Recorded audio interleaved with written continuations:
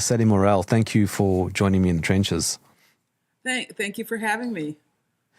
I say trenches obviously metaphorically, but there is an information war, particularly around milk.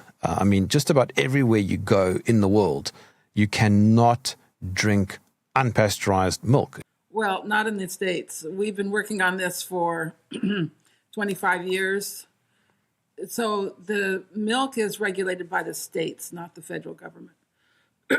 So what we've been doing is working on the state level to liberalize the laws. We have a website, realmilk.com, and when we started, there were about 30 sources of raw milk in America, and now there's about 5,000. So it's very available in America. Now, in other parts of the world, it just depends. But we also list sources in Europe and other places. What is your background? I'm an English major. Of course, that totally qualifies me for what I'm doing. Actually, no, wait, hold on. That does qualify you, because I think people who get stuck into the academic paradigms get restricted by the lanes in which they are put. Yeah, that's right. Well, the other English major who's made a name for himself is Joel Salatin, the famous farmer. Yes. So I like to say that neither of us is qualified for what we do, but I'm a writer, and I wrote a book called Nourishing Traditions that sold very well and has been quite influential. And I've written other books besides, but Nourishing Traditions was that was the first volley in this war against the low-fat paradigm, the pasteurized milk paradigm. Well, let's just start with the absolute basics, because somebody told me recently that just drinking cow's milk as a whole is not a good idea. Yeah. You know what, Jeremy, I've been around a long time, and I have yet to see a person turn into a cow by drinking cow's milk. When we look, and of course we look at the work of Weston Price, and the healthiest people that he studied were those who had herds and were drinking raw cow's milk or raw goat's milk. We have the example in Scandinavia of the people who drink reindeer milk. They're very healthy. We have the Mongolians who drink mare's milk. We have people in Africa who drink camel's milk. All over the world, for thousands of years, people have drunk the milk of various species of animals, and they're healthier for it because milk is such a complete food. I was in China a few months ago, and I drank camel's milk, and it wasn't too bad. Yeah. Camel's milk is saltier than other milks, which I think is kind of interesting. Yes, but it wasn't too bad. Yeah, I won't drink it on purpose. Well, cow's milk is just so absolutely delicious when the cows are eating grass, and when it's full fat. It's like an elixir. But then, Sadie, why is there a war on unpasteurized milk? Well, it started back in the 1800s, and we really did have a problem with the milk at that time. The milk in New York and the other cities was filthy. It was coming from confinement dairies in the cities, and the cows were eating the swill from whiskey production. So they were very poorly nourished. They actually added chalk to the milk to make it look white. And the death rate among children in these cities was 50%. Now, it wasn't only the fault of the milk. There were no sewers, there was no clean water. The cities were just squalid, festering heaps of horse and mule manure. And all of this was called the milk problem. It was all blamed on the milk, and certainly it was partly due to the milk. And eventually we got things cleaned up. The car replaced the horse, and they put sewers in, and they cleaned up the water. And we got refrigeration, and we set up a system of bringing clean milk from the countryside into the cities. And the death rate went down. But then pasteurization came along as a supposed solution to this, and the problem had already been solved. But the people could see, the monopolists could see a way of monopolizing and controlling the sale of milk by pasteurizing, because it forced the farmers to sell their milk to the dairy company by law. And they could no longer set their price, and the dairy companies were the ones making the profit on the milk. I'm very glad that you are aligned with Weston Price, because Weston Price has done incredible work over the years. Well, so Weston Price, he died in 1948, the year I Well, I was mean, the born. whole foundation. Oh, and the foundation, we set up the foundation in 2000 to carry on his legacy, because really he's the one who's shown us what kind of diet supports true health in people. Yeah, he was a dentist, wasn't he? Pardon me? He was a dentist, wasn't he? He was a dentist, and for 10 years he went to different parts of the globe looking for truly isolated, what he called primitive people. And he found 14 groups that had superb health, no cavities, broad faces, naturally straight teeth, robust physiques, ease of childbirth in the women, and absence of chronic disease. So these people don't exist anymore, and it's certainly not true of our society. But then the question is, well, what were these people eating? And the diets were different everywhere. Some of them did have milk. Of course, it was raw milk. But the Eskimos and the South Sea Islanders, they didn't have milk, but they were equally healthy. The cultures that didn't have milk made a point of eating bones. They crushed up the bones of small animals or fish or birds and added the crushed bones to their food to get calcium. The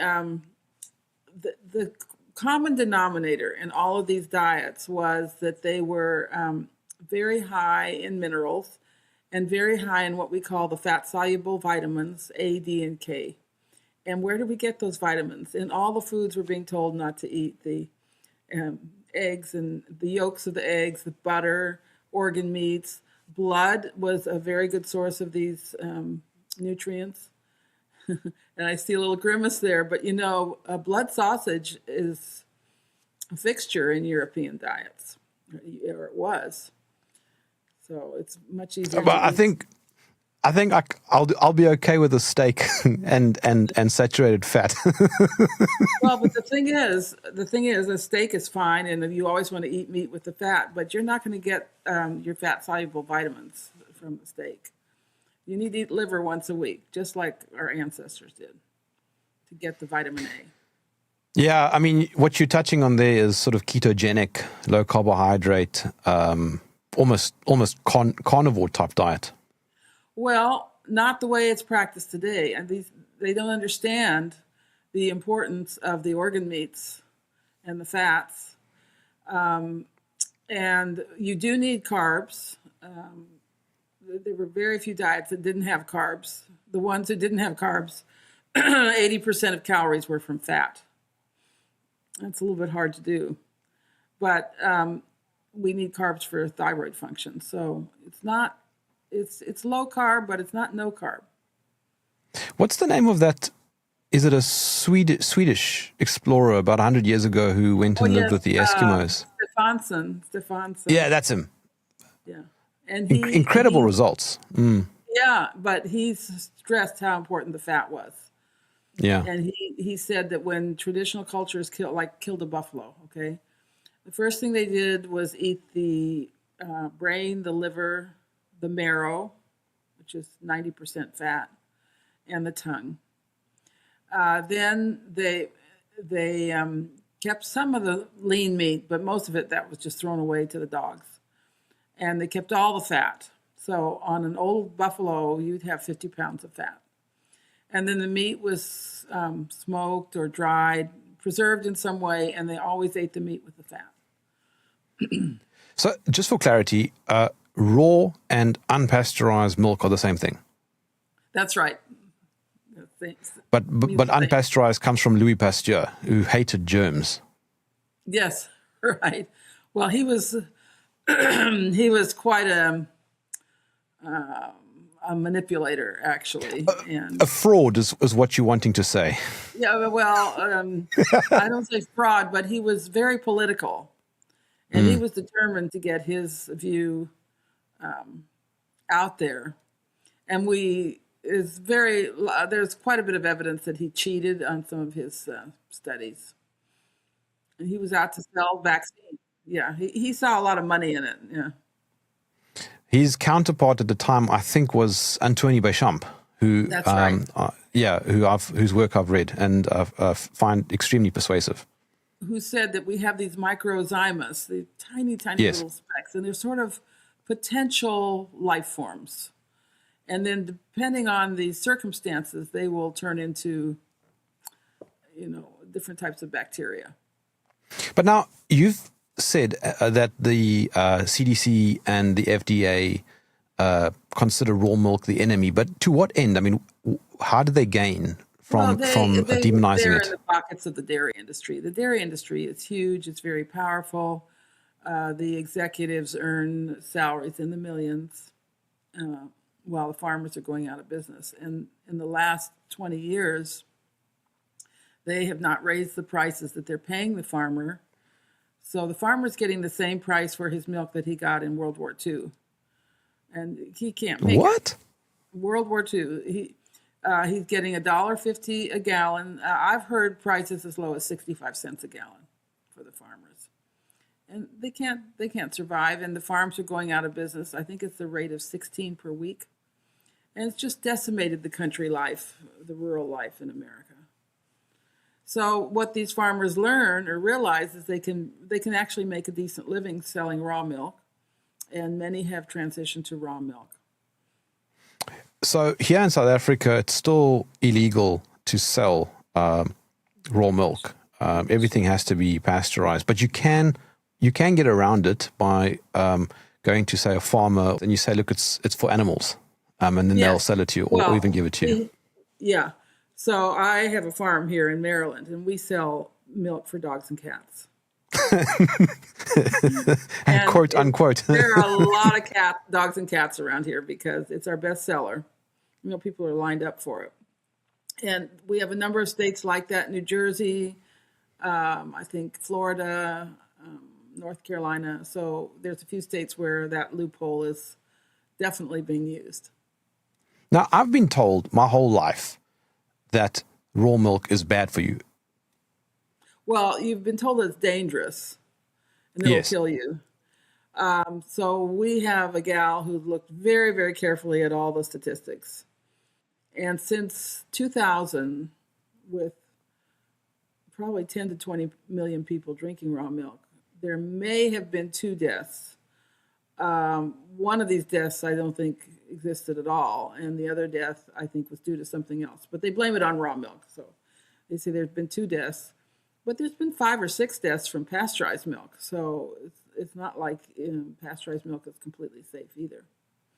But what is the argument against raw milk? What is the actual argument? Well, that it's dangerous, that it'll kill you, that it's... no, but like why? Why? What's in it that's going to kill you? It has all these bacteria in it, and the bacteria are dangerous, and they'll kill you. But the thing is, well, we produce raw milk that has no bacteria in it. It's very possible to do it in a clean way.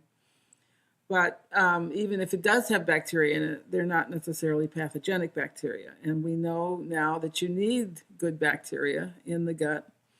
And the bacteria in raw milk help populate the gut with the good bacteria. So it's all based on an outdated paradigm that bacteria are bad. And we now know that you can't live without bacteria. But the bureaucrats are stuck in their old beliefs, I guess. But is there actually evidence that the bacteria in raw milk is toxic? No, bacteria can turn toxic. Let's just say the milk is extracted in very, very unsanitary conditions, and the milk could turn the bacteria could turn toxic. But and that's why you need to know what you're doing when you're milking cows. Not everyone is qualified to be a dairy farmer. Not everybody has that kind of personality. You have to be very meticulous. But we have plenty of unregulated dairies in this country that are producing perfectly good milk, and nobody's getting sick, and certainly nobody's dying. Okay, but the counter argument might be then, okay, but then do people get sick from pasteurized milk? Yes, and they do. In fact, we had a case, it was in 2007, there were 3 deaths from milk that had been perfectly pasteurized, and there were 3 deaths. And a lot of people sick. And the other thing, Jeremy, which they never tell you, the largest outbreak of foodborne illness in history took place in 1984, 1985, and it was from a dairy that was pasteurizing the milk. It was from pasteurizing. Really? Yeah. What happened? And it was hundreds of thousands of people got sick. I don't know if there were any deaths, but they just carried on and maybe looked at some of the sanitary procedures or something. But the pasteurization did not protect the public. The process of pasteurizing milk, though, does it also reduce the nutritional value? Yes, and this is what we've been saying. And we know that all the enzymes are killed when you pasteurize milk. And every vitamin and mineral in milk, and of course it's a very nutrient-dense food, has a enzyme that attaches to it and ensures complete assimilation, because milk is designed for a baby that does not have a digestive system that's fully online yet. So those enzymes have to be there. And that's what makes milk so good for people with compromised digestion, people who are, have a lot of health problems, low energy, because all the nutrients are absorbed. Now, you've got 2 things going on here. You've got pasteurization, the old type of pasteurization, which was a slow heating to 160 degrees. And that's bad, but it's not nearly as bad as what they do today, which is ultra high temperature or high temperature pasteurization. That is a rapid heating past superheated stainless steel plates. It takes the milk to 280 degrees Fahrenheit. That is so hot that not only has it destroyed the enzymes, it's destroyed all the proteins in the milk. And that's where you get allergies, you get anaphylactic shock. There are 20 to 30 deaths per year from anaphylactic shock to milk. And that's because these proteins are foreign proteins for the body. And, the body really doesn't have a very good way of dealing with them. So if I'm correct, the process of pasteurization, it's basically just heating up the milk and then cooling it down quickly. Well, it's either heating it up slowly or heating up very rapidly and then cooling down. But it's the heating. It's not the cooling. That's the problem. Which kills everything. Yeah, which really kills everything.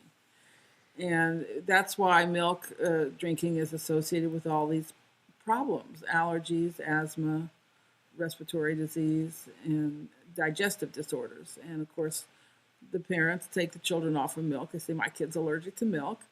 Well, they are. They're allergic to pasteurized milk. But very often they find that the children can tolerate raw milk beautifully and thrive on it. Well, our kid is 17 months old, and he's had raw milk, and he was fine. And he also had breast milk, right? Yes, That's he's never raw milk. actually... He's never had formula. Yeah, only breast milk. And he's thriving, right? He's never been sick. Yeah. I have 5 grandchildren, all brought up in raw milk, and they've never been sick. And unvaccinated, I might add. Yeah, same with me. Unvaccinated, raw milk, cod liver oil, those are the 3. That's the triumvirate for making sure that you have healthy kids. And it's, they're much healthier than I was. They don't have allergies, they don't have asthma. They're just perfectly normal, healthy children, and that is the right of a child, is to be healthy like that. We just have to know how to do it. And then to make matters worse, not only is the milk pasteurized, but then they market hard low fat or even skim milk. Yeah. I mean, pasteurized low-fat milk is a poison, an absolute poison, because it will not only not give you the vitamin A you need, but it will deplete you of vitamin A you're getting from other foods. How will it do that? Well, when you eat protein, the body releases vitamin A from the liver because you need vitamin A to process the protein, to assimilate the protein. So I'm very concerned about these high protein diets that don't have enough fat in them, that don't have cod liver oil, where they're not eating liver, they're not getting vitamin A, not eating butter, and that's the danger, I think, of these carnivore diets. They really don't understand how traditional cultures ate meat. They threw most of the meat away in an animal and ate the fat and the organ meats. And I know it's hard for us because we don't have the taste for that. It's actually easier in Europe to do this because there's a lot of liver sandwiches, liver pate, blood sausage, all of these nutrient-dense foods, if you'll eat them, you know. But we don't have those things in the States. So you have to try harder. Yeah, that gentleman who lived with the Eskimos that we spoke about, he only ate, I think, seal meat and basically fish, and then some vegetables once here and there because of the conditions were not conducive to plants. And he was perfectly healthy, but he had berries. They had berries in the summer. It was a big treat. But when you say seal meat, the seal, of course, is a very fatty animal. And they ate the fat, seal fat. And it was also the highest food in vitamin A that Dr. Price ever tested. So it's very rich in vitamin A. The problem is that people don't want to eat a cute animal. They don't want to eat what? A cute animal. A cute animal. Yeah, I mean, a seal's cute. I don't know. I wouldn't want to eat a cat or a dog, but I think I could eat a seal.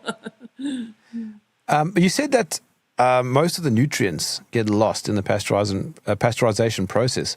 But, I mean, not only do they get lost, they get completely destroyed. Well, the enzymes get destroyed, and some of the nutrients are destroyed. B2 riboflavin is destroyed. Vitamin C is completely destroyed. Now, when you think of it, someone B12. living in the desert, what? B12 also. B12, B6, those some really key nutrients are completely destroyed. Others are diminished. But let's just think of somebody driving camels across the desert. The vitamin C in the milk is what's going to keep him from getting scurvy. Yeah, not eating oranges. Yeah, I mean, you're getting all the vitamins that were in the grass or in the foliage that they ate. We can't digest leaves, like those kind of leaves. We can't digest grass. But the animals have 3 or 4 stomachs, and they do it for us, and they give us this beautiful, delicious, I don't know, concoction of grass in the milk with fat, so that you are digesting the protein. Sorry. But could it be horseshoed back to the original comment that, well, that's because we shouldn't be drinking milk from an animal? Well, if you want to, I would say suit yourself, but I don't think there's any religion that tells you not to drink milk from an animal. Why don't we drink human milk? Well, some people do. John D. Rockefeller drank human milk. He got it donated, or he bought it, and he drank raw human milk. He thought that was part of the reason he lived so long. It's not a thought that I like, but it is nonetheless a valid question. Babies drink human milk, though, and sometimes they drink human milk up to the age of 5. So, I mean, there's certainly nothing wrong. And it's highly nutritious. Oh, my goodness, yes. If the mother's eating well, yes. I mean, how do you push back when you have a system, a state-imposed system that is against raw milk? We have just done it persistently, quietly, We've never given up. We've created a very strong demand. What's interesting to me, in the early days of this, the state regulators were always coming after these little farms and trying to shut them down or taking their inventory and throwing it away. It was terribly wasteful. And they've stopped doing that now because we embarrassed them. We got in the news. We got on the internet. We came to the trials and testified. And they just were very embarrassed by this. And it's just stopped all of this harassment has stopped. Raw powdered milk for babies. I don't know. You can't do powdered milk raw, I don't think. Maybe if you freeze dry. Or formula, shall we say. Yeah. So there's several problems with formula, but one is that the milk is highly processed, it's powdered, and that destroys the proteins also. There's very few formulas that have whole milk. They put skim milk in the formula. And now if you're feeding formula to animals, the third ingredient that's listed on the label is animal fat, because they know that these animals can't survive or thrive without animal fat. But human babies don't get any animal fat in their formula. It's skim milk and vegetable oils. And that's just because the skim milk is cheaper. If you do drink skim or low-fat milk, I'm guessing you need to counter that then with a lot more saturated fat in your diet. Yeah. So eat a lot of butter, which begs the question: why are you taking the butter out of the milk? Yes. But here's the thing. That was my back door. The industry has figured out how to maximize their profit on the butter fat. And they don't make a lot of profit if they just sell butter or if they sell whole milk. If they take the butter fat out and put it in ice cream, they make 5 times as much on the butter fat. So what they want you to do is be on this horrible low-fat diet all day long, and by 8 o'clock in the evening, you're just craving fat, and you go to the freezer and get the half gallon of ice cream, and you eat the whole thing. That's what they want you to do, because that's where they make the money, is in ice cream. Do you think those authorities in government know the truth, or they're just being paid off? The accountants in the dairy industry know the truth. It's all about maximizing profit off of this product, milk. The other thing, so the things that make the most profit are ice cream, cheese, and whey powder. And whey powder is the what they do with the whey for making cheese, and that's extremely profitable. Bodybuilders love it. Yeah, they shouldn't be taking it. It's very toxic to the kidneys. But it's pushed on the bodybuilders. People have schemes, sales schemes, and it's pushed on these people. So you might be at an advantage now with Bobby Kennedy in his position. Bobby drinks raw milk. In fact, we've supplied him with raw milk a few times. Yeah. So do you think he's going to attack this, or is the dairy industry too strong? This is all, first of all, this is regulated by the health departments or the agriculture departments in the individual states. It's not regulated by the federal government. So all he can do is encourage it, but there's nothing legal that he can do to kind of free up raw milk. And actually, Jeremy, we don't need to. We've really accomplished what we set out to accomplish. Just for example, in Maryland, here where I am, I got the first pet milk permit, and now there's about 4 or 5 dozen in the whole state. There's raw milk everywhere now in Maryland. No, but did you say pet milk? Yeah, dogs and cats. Okay, so it's still not quite there yet. I mean, you still have to put it under the guise of animals. Well, we haven't changed the milk.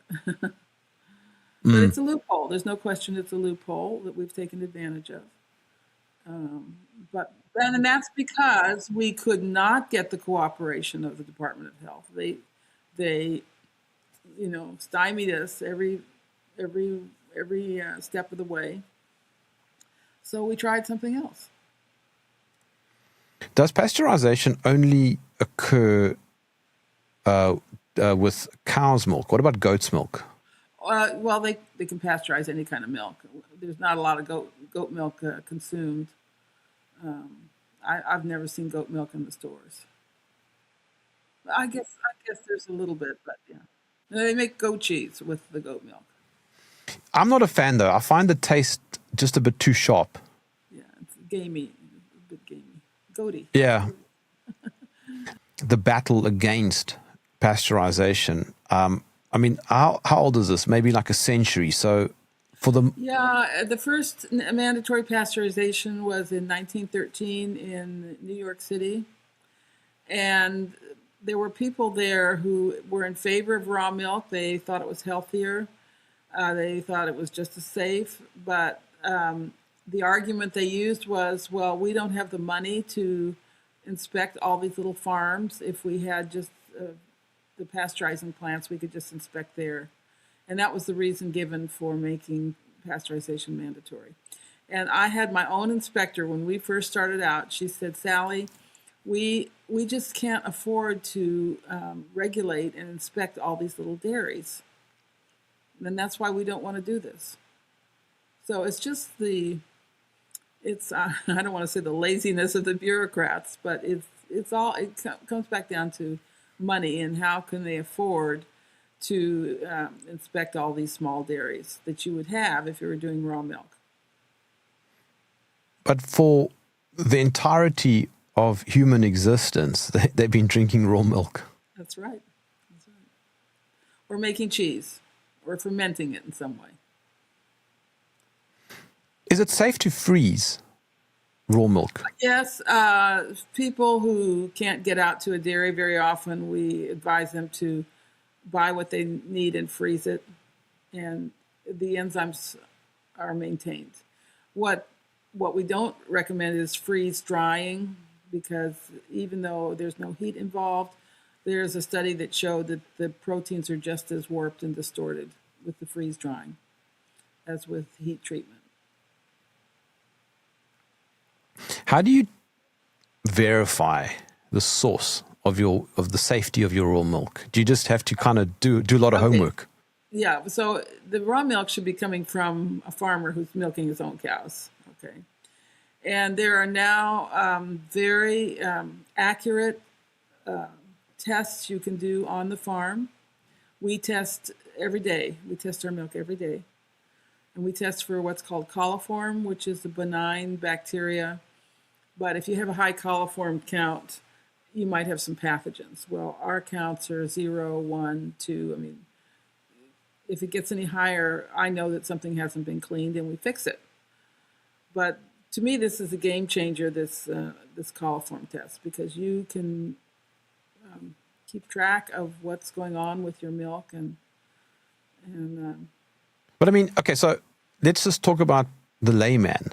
If you are just visiting a farm, I mean, and you're eyeballing, what are some of the things you should look out for? Well, you should look for cleanliness. You should look for, do they test?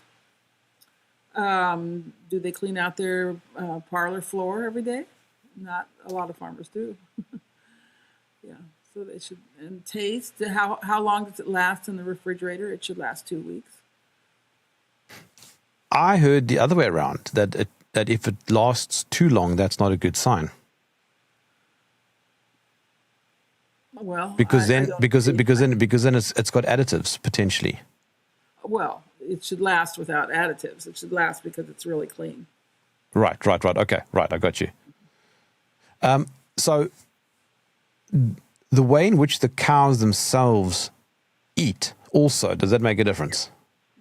Yes. So we call this a campaign for real milk.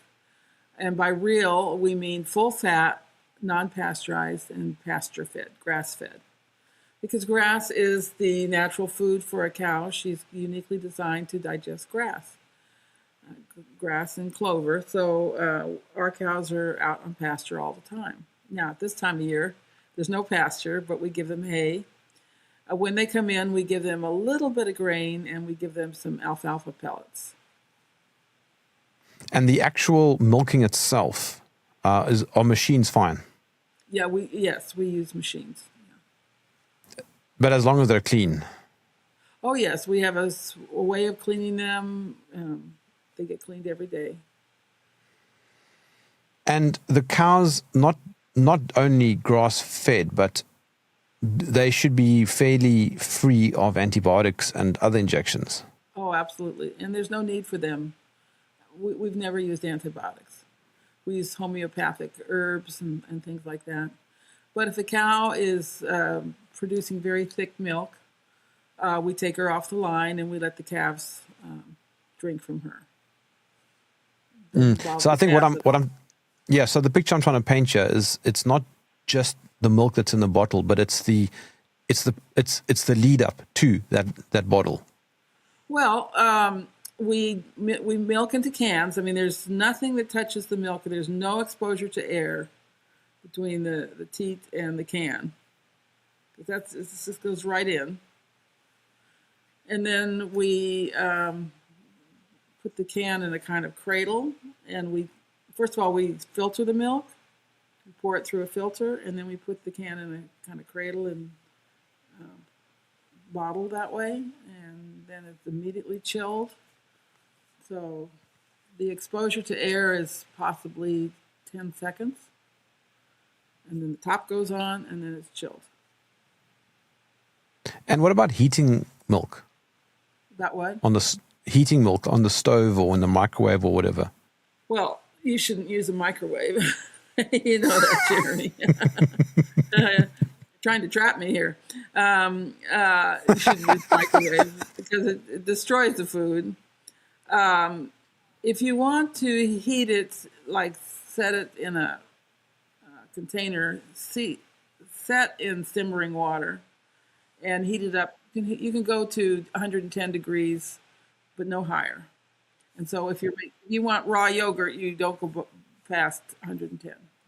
Yeah, I'm asking that actually. I mean, I was being a bit facetious, but with our little boy, we still warm up milk, but we warm it up in water. Yes, right. And it's still, you can touch it. Yes, I mean, it's not hot. It's not hot, it's just warm. So if you think of Fahrenheit, the Fahrenheit system, 0 is an extremely cold day and 100 is a very hot day. Right. Can you drink more raw milk than you can pasteurized milk? Yeah. Oh, yeah. You can drink raw milk exclusively. And in fact, it's called the raw milk diet or the milk cure.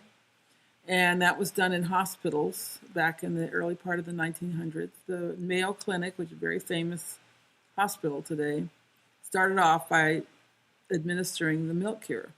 And it was very successful. The diet was just about 4 quarts of raw milk sipped slowly throughout the day, like a half a cup every half hour or something. And it was very successful for detoxification and for nourishing. Very successful with kidney problems. It helped people lose weight. It treated cancer with the raw milk cure. So yes, you can drink an exclusive milk diet. I think another benefit of pointing out the benefits of raw milk and knowing that the shops don't want to stock it is that it kind of encourages you to support local. Go and find a farmer. Yes, exactly. So, I mean, there's a subliminal positive net benefit there because the farmer will be much happier with you coming direct to him. Yes. But if you can't, like let's just say California. My daughter lives in California. You can go to a shop, a food store, and buy raw milk in California. They don't all carry Really? it. Wow. Some do, yeah. And there are about 13 or 14 states in America where you can buy raw milk in the store. So it's all over the map about what's possible. And then for ours, the pet milk, they have to either come to our on-farm store or we can sell it at farmers markets. But there's a weird kind of subliminal propaganda going on here, because if they say, no, it's fine, you can buy raw milk for your animals. Yeah. What are they saying? What are they actually saying? They're saying, well, we don't it's care. Safe and healthy for animals. Right? Yes. Yeah. Well, the implication is that the animals have a stronger immune system or something. Yeah. That's the implication. It's just ridiculous if you think about it for more than 10 seconds. Oh, yeah. The whole thing is ridiculous. But it's been the subject of intense propaganda for so long that most people just accept this, that raw milk is dangerous without really thinking about it. Okay, so the moral of the story, Sally, is what? Don't believe the government, especially when it comes to food. It's not just the raw milk, but they've been on this relentless campaign against butter, against animal fats, against lard, against tallow for over 100 years. And this is basically destroying our children, destroying everybody, really, because you absolutely need these animal fats. And especially for growing children, you need them for normal growth. I mean, butter is the fat in all mammalian milk for the growth and development of mammals, and we're mammals. And the idea that children shouldn't have butter and animal fat is very destructive. It's why we're seeing such high rates of infertility. It's why we're seeing children grow up and be confused about what sex they are. Because they haven't been able to make the proper hormones, because they haven't gotten the nutrients that you get in animal fats. It's been a disaster. It's been a complete disaster. And thank goodness there are people trying to turn this around. In the last few months, butter consumption has really gone up in America because of Bobby and the work of many others. Just trying to get it into people's heads. And also, I found that cooking in butter and pig fat is so much tastier. Yeah. So we don't use any seed oils at all. Yeah, no, neither do we. We just use olive oil, and that's a fruit oil. So coconut oil, palm oil, and olive oil, those are fruit oils, and they're much more stable than seed oils. And the seed oils were not in the human diet before 1890 when they developed the stainless steel roller press. So they're completely new to the diet, and they create a real imbalance of the types of fats on the cellular level, and they don't provide the nutrients that the body is expecting to get from animal fats. I'll give you an example. Our little boy loves sausage. So we'll easily give him a sausage in the morning that's all chopped up, scrambled eggs, and even look, we can't really buy raw milk. It's very difficult to find here, but he does get full fat cow's milk, Yes. Mm-hmm. and he is so healthy. Yeah. I mean, I have a grandson who's 14 months, raised on raw milk, and he's just amazing. Meeting all his milestones, never been sick, perfectly normal in every way. What greater gift can you give your children? And to give your child that gift, you need to think things through and do your own research on this subject. You go to realmilk.com, our website, and we have lots of articles there. But you have to learn not to believe everything you hear. I was changed in terms of my dietary trajectory. I don't know, in the early 2000s by a gentleman by the name of Gary Torbs. Do you know of Gary, him? Yeah. We had him to give a little talk, and we all went to a restaurant afterwards. And nobody ate any potatoes. Yeah. And again, Gary, Listen, meat is a very healthy food, but I just think you can overdo it, and if you don't get enough fat with the meat, you're going to get in trouble. And also, I tell you, you have a little boy. You try raising your boy on an all meat diet. They're going to go out and cheat. They need some carbs. You need to make dessert for them every now and then. You know that the sweet things need to come from the parents. Can anybody honestly, in their heart of hearts, tell me that there is anything better than bacon and eggs in the morning? Exactly, exactly. What a wonderful breakfast. And bacon is a healthy food. It's full of B vitamins. And the fat in bacon is the most, pig fat is the most similar to human fat, of any type of fat. But it's just so delicious if you do it in butter or lard. And remember how they demonized it in the 80s? Oh yeah, yeah, because they wanted to sell vegetable oils. Everything was low fat. Yeah. But you really weren't eating low fat, not if you were eating ice cream.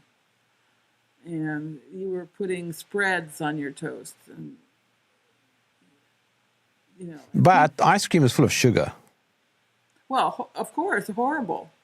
That's not the right way to get your animal fats. You want to get your animal fats, in meat, and put on vegetables, maybe put on potatoes, bacon with your scrambled eggs.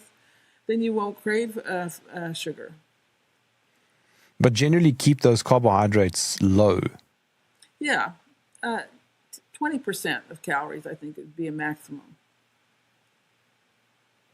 Because, also, if you are fully carnivore, nobody will ever invite you around to their house because I know. you won't eat anything. Yeah, I know. It's a very boring diet. Yeah. It's not the way we were meant to eat. We're really meant to enjoy our food and not stray too far between extremes.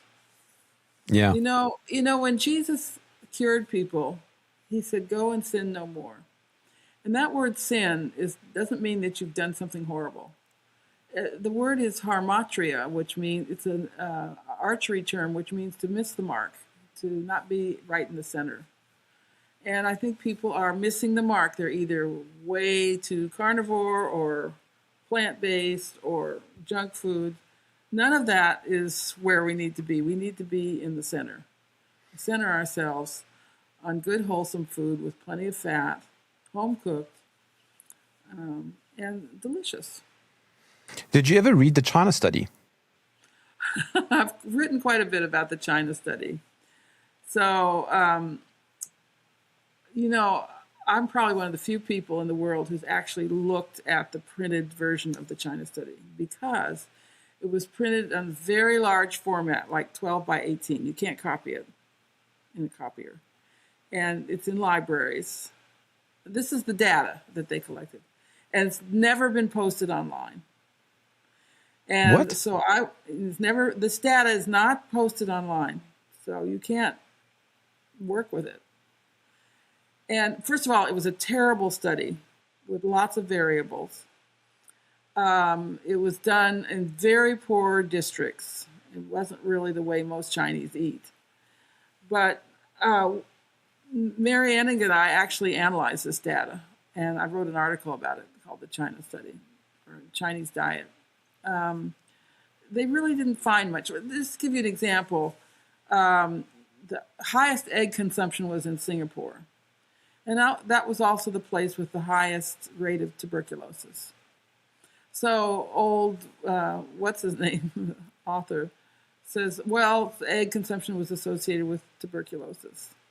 But it's meaningless association. They eat more eggs in Singapore because they're wealthier and they have more Western influence. And they have higher rates of TB because it's a very polluted industrial city. There's no correlation between eating eggs and getting TB. I'm trying to think now of his name, the author. Yeah, Colin Campbell. There we go. Yeah. But what I don't understand... I've debated him. Oh, really? Yeah, on a podcast. What I don't understand, though, is, I've been to China and also Hong Kong, and they eat a lot of rice. Eat a lot of rice, but Hong Kong is the highest meat eaters in the world. The highest meat diet in the world is in Hong Kong. They cook in duck fat and pork fat. At least they used to. They're pushing the vegetable oils now. It's a diet that had lots of meat in it.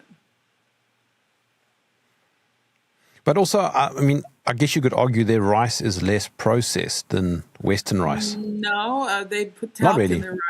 Not really. They put talcum powder, talc. And Okay. my colleague, Mary Annig, thought this was why there were such high rates of stomach cancer in China. India also, I believe, Lots of rice, yeah.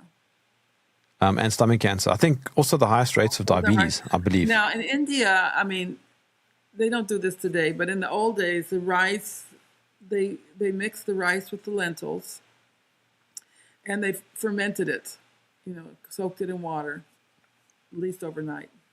And then they ground it up, and they made their idli or dosas and little pancakes with this combination of rice and lentils, but it was fermented. So what is causing the obesity crisis? Just too much sugar. And too many carbs and low thyroid function. And the thyroid needs vitamin A, and people aren't getting enough vitamin A. The addictive substances that they're putting in the foods, MSG. MSG destroys the hypothalamus, and the hypothalamus is the gland that emits appetite-suppressing hormones. There was a very interesting study they did in China on MSG, and this was rural Chinese families. They weren't eating junk food, and some families put a lot of MSG in their food, and others didn't. You can buy an MSG in little bottles in China, and the families that used a lot of MSG were definitely heavier. It was a very strong correlation. Would you say fat's more important than protein? Yeah, absolutely. I absolutely would. So the way we look at it, the diet is no more than 20% of calories as protein, and even less when you get older. But for growing children, yes, and athletes, but no more than 20%. Carbs, about 20 to maybe 40% if you're an athlete or growing child, and then the rest fat. So this is a diet that's going to be 60 to 70% calories is fat. Now, this is calories. This is not by weight because fat's much more caloric. I drink ground coffee with cream. What about cream, by the way? We haven't spoken about that. Cream is a wonderful food. We make cream on our farm, and real cream is hard to get, but yeah, it's wonderful food. It's very rich. Yeah, very rich. It'll offset the bad effects of the coffee. Oh, you're not a coffee fan? No. I do enjoy my ground coffee early in the morning when the sun's coming up, though. Well, I'm sure you do. But really, your body should be able to wake up and get going without coffee. Just a glass of raw milk. I was a coffee drinker. Yeah, I drink a glass of raw milk in the morning, or a mug of broth, chicken broth. But I was a very sick woman in about my 30s, and I went to this holistic doctor, and he had me do a food log of everything I ate. And he looked at it, and he said, you will never be well if you don't stop drinking coffee. Mm. And so that was a challenge for me. And it was the hardest thing I ever did in my life. It took me about a month of headaches. But once I got over that, my health just blossomed. All my rashes went away, my fatigue went away, my sometimes lack of emotional balance, that just settled right down. It was the best thing I ever did. But, I mean, what is it then about the coffee? Is it the caffeine? Because then what about decaf? Oh, well, you could probably do decaf. There's a little bit of caffeine in decaf. But to see what the caffeine does is it's like a hammer to your adrenal glands.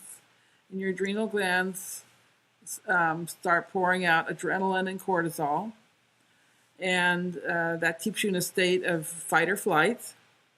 And we were not designed to be in fight or flight all the time. You need the rest and digest hormones, and eventually your adrenal glands get tired. It's called adrenal fatigue, and it gets harder and harder, first of all, to get into fight and flight, or to come back down to rest and digest. And I read something very interesting recently. If your body can't produce enough cortisol, if the adrenal glands are worn out, you know what it does? It makes cortisol out of testosterone. So What? it lowers your, yes, it lowers Oh, your no, testosterone. that's not good. Yeah, yeah. I also find that, and it's difficult to obviously pinpoint this, but I'm fairly convinced that coffee gives me heartburn. Yes, it's possible. Yeah. Now, the heartburn is from not having enough stomach acid. So I don't know what the caffeine is doing, but yeah, you need to So that's eat interesting. more salt. Eat more salt, and by the way, a high meat diet, you do need more salt. So your heartburn is because you don't have enough stomach acid, and the stomach acid is what tells that valve to close, so the stomach acid doesn't come up your esophagus. But why do doctors say you've got too much stomach acid? Yeah, they're wrong. They just don't understand it. It's not enough stomach acid. But then how does an antacid work? Well, it lowers your stomach acid. Most people still get heartburn, and because they have to take them all the time. Those drugs have terrible side effects. For one thing, they have a lot of aluminum in them. Yeah. Well, I took for about 15 years until I stopped in 2020, I think, proton pump inhibitors. Oh yeah, they're terrible drugs. Omeprazole, I think, was the main one. Yeah. So what you can do, eat more salt, because you make hydrochloric acid out of the chlorine in salt. But you can also take a betaine hydrochloric acid supplement. I've got a couple of my children on those. I have 3 out of 4 of my children are, driven, ambitious. And I have one child who's very relaxed today. He doesn't need any of those things. Hydrochloric acid. I've seen those pills. You can take them as I don't like the idea of taking a pill though. Well, I mean, it's better than protein pump inhibitors. Yeah, for sure. But I mean, just normal salt, putting more salt in your food. Yes, that's where I'd start. And then if that doesn't work, then I would take a hydrochloric acid.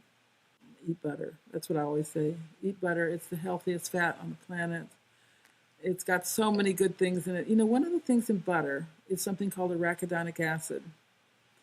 And what do we do with arachidonic acid? We do a lot of things, but one of the things we do with it is we make our own endogenous cannabinoids. Our bodies are designed to have marijuana being produced all the time. We have receptors for this, and this makes us relaxed but motivated. That's what you want. You want to be motivated but not hyper. You want to be relaxed and motivated. And that's what we get from the arachidonic acid in animal fats, especially butter. Butter is also a unique source of something called butyric acid, which is very important for colon health and for digestion. If it's grass-fed butter, it will have conjugated linoleic acid in it, which is the strongest anti-cancer substance that's ever been tested.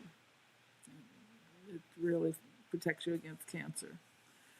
So there's just many wonderful things in butter that we can't get elsewhere. And to me, that if you don't do anything else, eat butter. Butter is better. Butter is better. Yes. Before any accusations come your way, you're not receiving any kind of funding from the meat industry. And the Weston A. Price Foundation doesn't receive that kind of funding, and I don't get any salary for running the Weston A. Price Foundation.